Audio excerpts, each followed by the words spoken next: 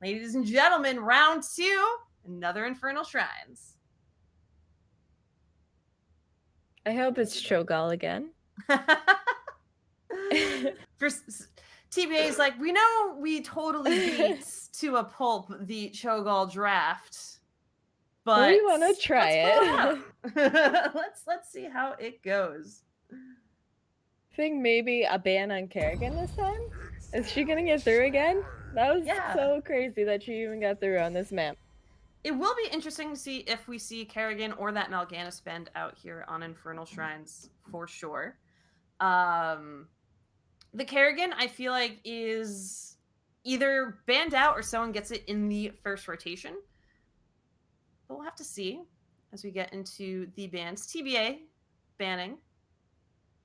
Yeah, I think we might see some typical bans again. Dahaka is always good. It's a big map. Global is always really great, especially if you want to just soak to a talent and then burrow into the shrine. Mayev, of course, really good. Good wave clear, good damage. Yeah, the Tether and the Fan of Knives doing a lot of work on Infernal Shrines in particular. The Mal'Ganis being taken off the field by Psistorm. Psistorm, by the way, as reported a couple weeks ago, I think a little bit after BlizzCon, did part ways with Elheim, their support player. So we do have, I believe it's the owner of Psistorm subbing in for them, Kenji. So we'll keep an eye out. They're going to be banning out Genji here. The Dahaka taken off the table by T.B.A. So Kerrigan making it through yet again, Pally. She did. Yeah, that's true. But the Tyrande, of course, Hunter's Mark is just way too good against the Punisher. And it seems like a comfort pick for T.B.A. They pick it very high. There's a huge prioritization of the Tyrande, so.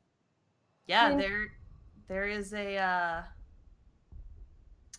you know, a reason for that. You know, Tyrande, like you said, just the Hunter's Mark really strong, specifically on the Punishers. Her healing output really great. The stun she provides is also super critical for a lot of compositions. Decker Kane, though, and Hanzo being picked for Psistorm Gaming, so also putting priority on their own support.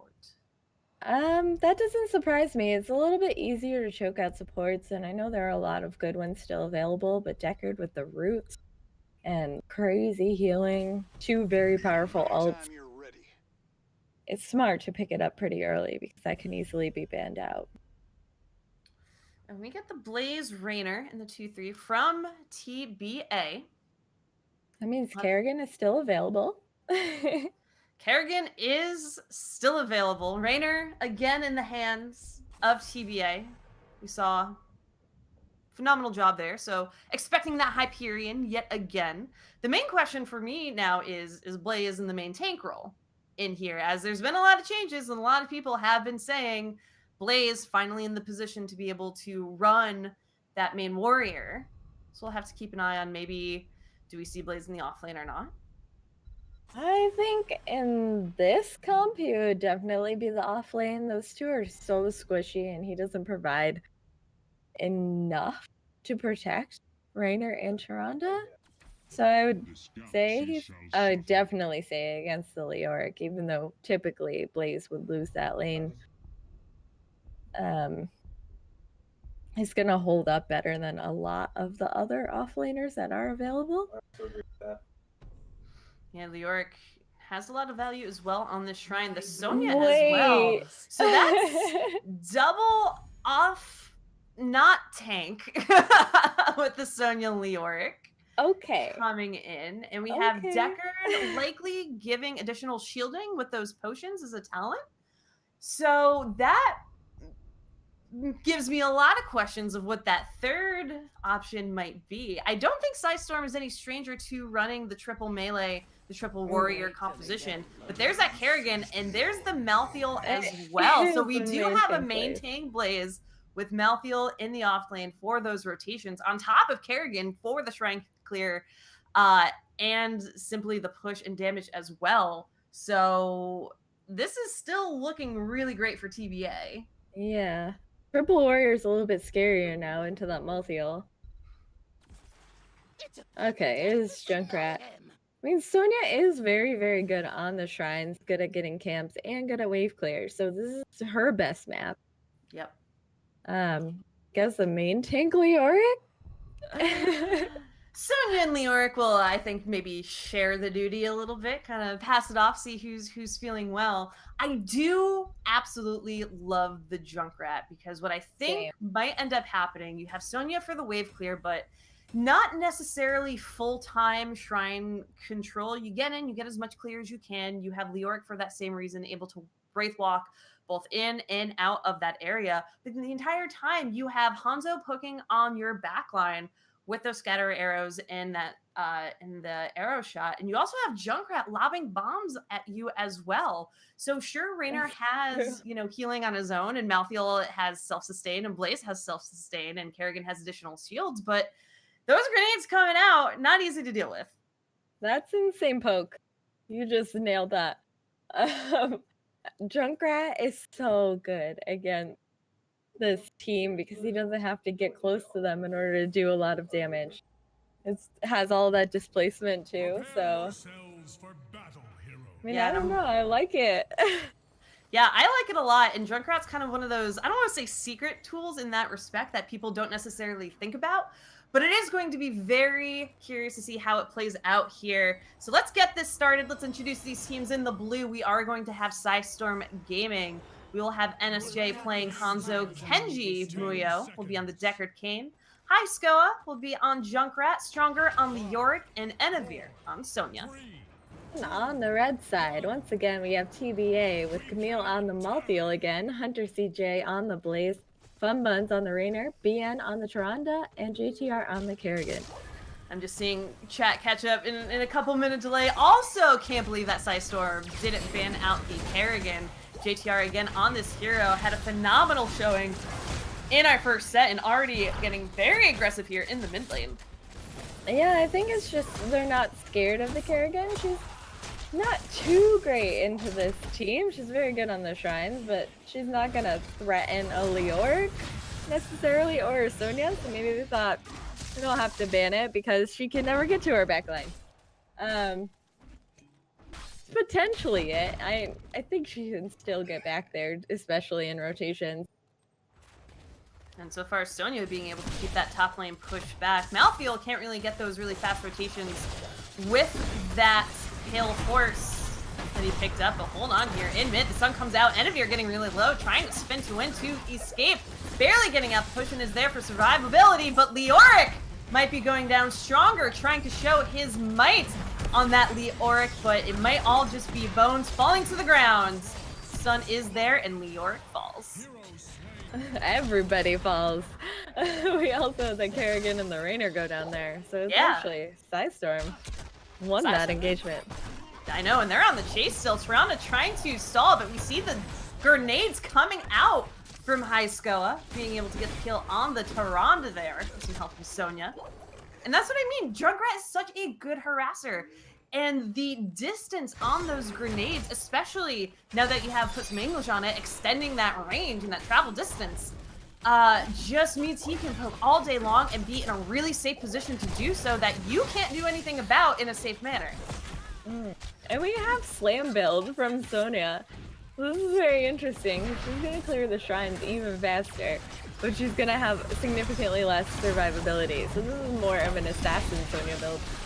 Hunter used the jet propulsion to get out, but JTR in a really terrible position ends up falling. Fun Buds now on the run. HeroesHype and NSJ trying to get the kill, but Raynor gets behind the gate just in time. Owl goes out, doesn't connect necessarily. We have level 4s now here for both teams, and Shrine number 1 spawning in the mid. And so far in these team fights, even though Psistorm in that first one, they lost a member, they killed off 2, and they were able to get some additional picks fighting over that camp just a bit earlier. So in these team fights in the early game, they are looking really good. They definitely are, but T.B.A. has really good shrine clear, so we might actually see them at least getting a head start on the minions here. Not that Psistorm does not have good wave clear, because that Junkrat Sonya, pretty powerful. It's a mortar Punisher, so it's not really that strong. It shouldn't be a big deal. Yeah, and it is early game. We are seeing how quickly that shrine clear is that you mentioned going on right now, but Psistorm now coming in, seeing what they can do to maybe push the members of T.B.A. away from this and start building up skeletal defender counts of their own. Yeah, and this should be relatively even. I think right now Psistorm has a stronger fight just because they have such a thick front line to protect those damage dealers. And Sonya, again, took slam build. She's gonna be putting down so much damage on that Blaze. She's taking a lot of damage herself, though. But Blaze getting really low, but Sonya is able to get picked off first. Hunter being able to heal up there, helping to take out the Leoric, and now Psistorm on the run. Kenji trying his best to escape, but Decker Kane is going to fall down. Camille barely escaping with any help. NSJ not able to get that last shot in as JTR kind of blocks for their teammate. And Punisher number 1 going over here to T.B.A. Yeah, Camille did a lot there with that multi-heal. It was just harassing every single member of Psistorm. That was insane. Touchmine kind of puts Fun Buns over the wall. Stronger trying their best to help take out this Punisher. It's sitting at half health, but Skeleton King will be fine. Just a gate taken out from Psistorm. Stronger. Bones still get burnt. Turns out, standing in that fire from Blaze. Yeah, I mean, this is a really good showing from T.B.A. here. They have, I think, honestly, a tougher teamfight comp. They have a lot of damage, but they don't really have a thick front line to protect all of the squishies. So they're fighting very well. They lost the early game fights, but now they're just holding their own, getting the shrine, pushing all of the lanes. It's very impressive. Yeah, we are seeing Ace in the hole this time around from that Rainer, so I feel like paired with those Tyrande stuns and the Malthael stuns the Blaze stuns on top of that, Rainer getting a lot of value from that talent, and it is simply putting out so much damage onto Psistorm in these fights and helping to turn things around. So that's a good adjustment to something that we expect them to see coming around that we didn't see in the first game due to the interesting circumstances of that those drafts. Yeah, this is definitely not a Cho'Gall comp, so you have a more standard build here from everybody on T.B.A. We've got 10 approaching for T.B.A. as well, so they're sitting a little bit of an edge above their opponent, and so they should be getting those around the time that the shrine finally is spawned and ready to activate. So that'll be very interesting for Psistorm. They're gonna have to try to catch up quickly or be prepared to kind of soak off onto the side a bit before going into that shrine and trying to capture an objective for themselves.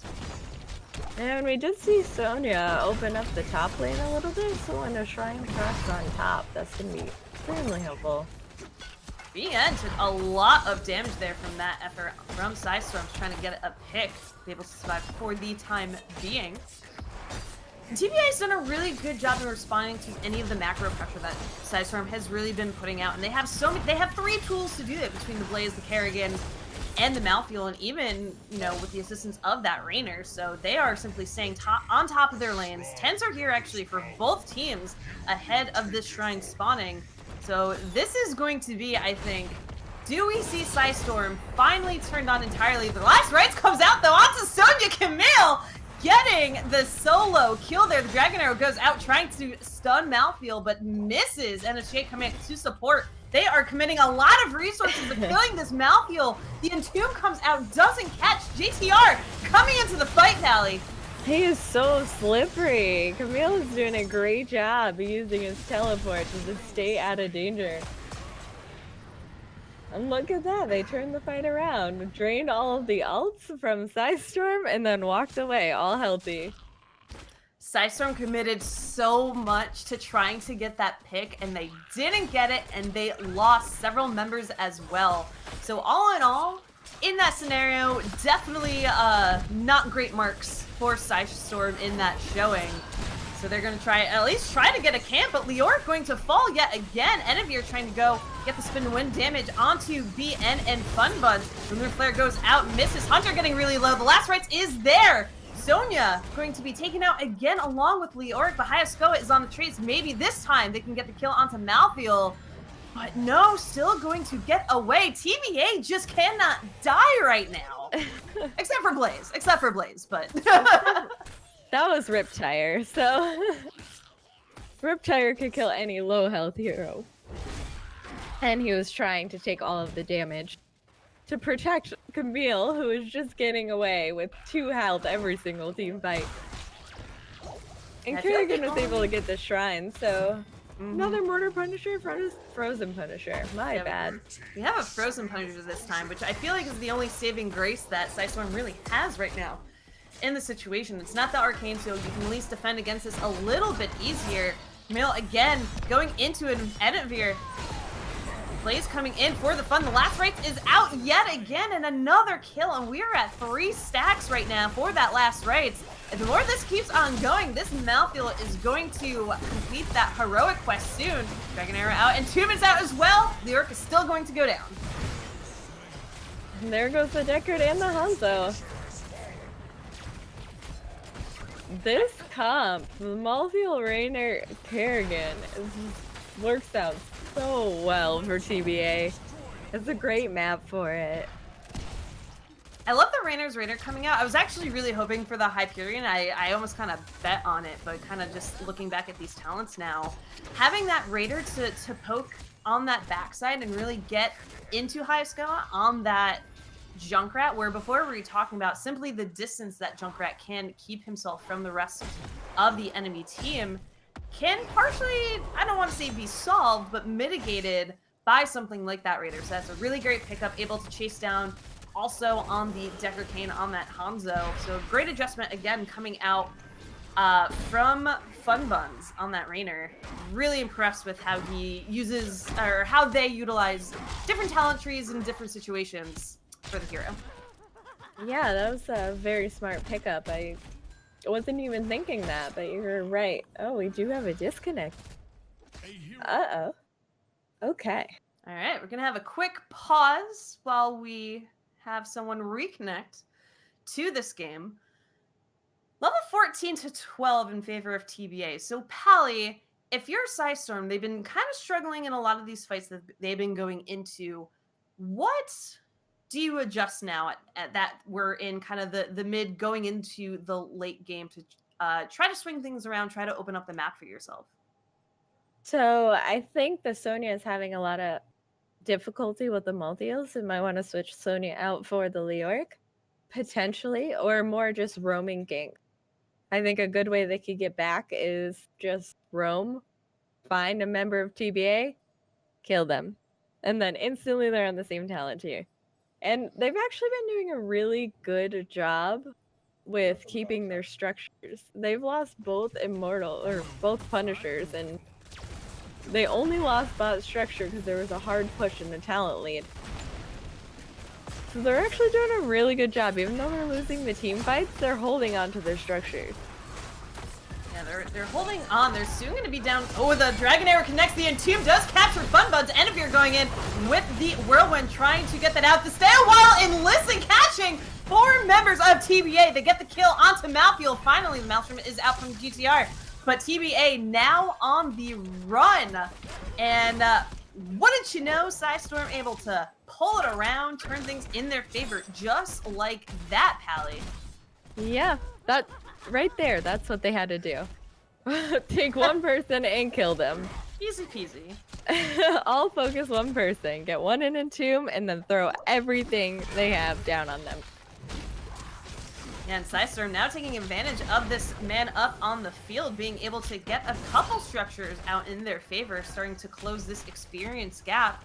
And more importantly, start to prep the map if they can swing Punishers in their favor. If they're able to get the next objective, it will be huge for them. It starts to give them a footing back into this game. The door slowly starts to open. And here's the Entomb yet again onto Funbuns. Lunar Flare is trying to buy some time.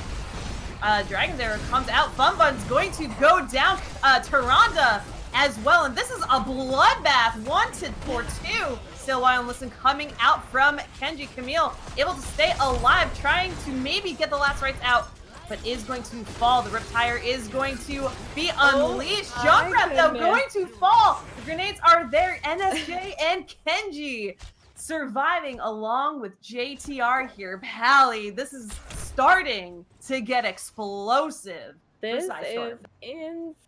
So Psistorm is actually going to have a huge lead on this shrine because Kerrigan can't do much about a Hanzo Deckard. But there is still the 16 advantage for about 5 more seconds on the side of T.B.A. I don't know, that was crazy. They had a drop, they came back, and they were like, we're gonna win this game, get in Entomb. And they've been winning the fight ever since. Sometimes you need a couple seconds of a breath, you know, to reset, get back in, and suddenly you remember how to play the video game and kind of get your bearings again. So maybe that pause was it, but Psistorm now turning on, getting the Arcane Punisher, and going to have their first significant push in this game. And we'll see how much they're able to get out of it. It's at least a keep wall here. This Punisher's not going to take any damage from the fort. So it's going to have to be hard defended at the keep, or it could be a keep. It's late enough that this could be a keep. There is some mid-lane pressure from T.B.A to keep an eye on. Malfield trying to build up some camps right now, which means that they are not here to help. The Dragon Arrow entirely misses. Combustion coming out from Hunter as well. But the Entomb Pally! Entomb Riptire is a very powerful combo. You can't avoid the Riptire, can't use anything to escape it. John Cena is doing some work. Yeah, Psistorm is on the hunt. They get the triple kill onto T.B.A. They end up losing their Sonya, and Stronger also going to go down. So we're looking at a 2-for-3 fight in favor of Psistorm. They do end up getting that keep. With so many members down, this is definitely not end potential for Psistorm, but that was a fantastic push. Suddenly, they have opened up their win condition, but they need to respond to this camp pressure elsewhere on the map, because those have been pushing since they got that Punisher, and they have made quite a distance for themselves.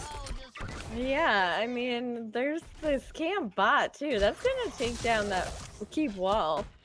It will not take down the keep, but that's a huge deal if there's another Punisher that comes up on bot. Oh, there comes the Junkrat.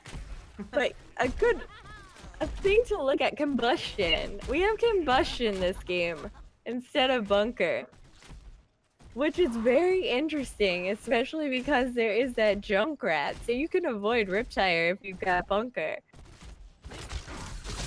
Yeah, it's a very interesting kind of turn. I think with a lot of the changes that we've seen Blaze go through recently, combustion has become a little bit more of a viable option. And other than the Riptire, like you mentioned, it would be a nice kind of reset if you do get caught in the Stay a While and Listen coming out from Deckard Cain, as we've seen some teams do. But overall, Hunter being able to kind of stick around in the fights a little bit longer and get that damage out seems to be working out. But both teams approaching 20 into this late game. We'll have to see how much more value you can really provide here. Yeah. Both teams are just trying to get 20 too. There's almost even structures. I know there is a keep down on the side of T.B.A, but can easily turn it around and get the keep of their own.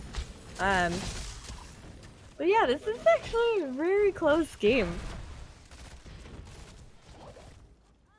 Psistorm just kind of waiting to possibly catch a rotation for a camp.